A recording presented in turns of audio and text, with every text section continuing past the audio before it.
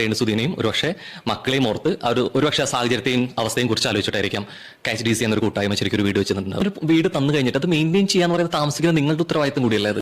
അതൊന്നും എനിക്കറിയാൻ മേല. താമസിക്കും നമുക്ക് ആ ഒരു പൈസ ആയിട്ടില്ല, നമുക്ക് മെയിൻറ്റെയിൻ ചെയ്യേണ്ടതായിട്ടുള്ള പൈസ. പട്ടിയുടെ വാല് പന്തിരാണ്ട് കാലം കൊള്ളിട്ടിട്ട് എന്താ കാര്യം? പട്ടിക്ക് കൂടി തോന്നണ്ടേ അത് നിവർത്തിയെടുക്കണോന്ന്? കഷ്ടം. അങ്ങനെ ആദ്യം കാണുന്നവർക്ക് ഭയങ്കര ചാടി, പക്ഷെ എന്നോട് ഒരു കയറുണ്ടായിരുന്നെങ്കിൽ ഞാൻ ഇപ്പൊ തന്നെ കെട്ടുന്ന ചത്തേനെ.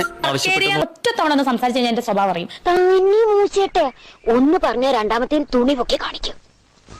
ഞാൻ ഈ നമുക്ക് കിട്ടിയ വീട് എന്നുണ്ടെങ്കിൽ നമ്മുടേതാണെങ്കിൽ അതിന്റെ മെയിൻ്റെനൻസ് ആണെങ്കിലും അതിന് വേണ്ട എന്ത് വേണമെങ്കിലും ചിലവാണെങ്കിലും ചെയ്യേണ്ടത് നമ്മളായിരിക്കും. അതെ, അത് മനസ്സിലായി.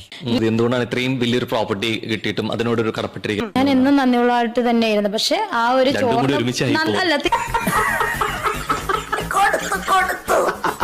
ആരാണോ ആരാണെന്ന് അറിയാം മീഡിയ എന്നാണ് ചോരുന്നുണ്ടെന്ന് വെച്ചപ്പോ എന്റെ മനസ്സിൽ കള്ളത്തരമൊന്നുമില്ല.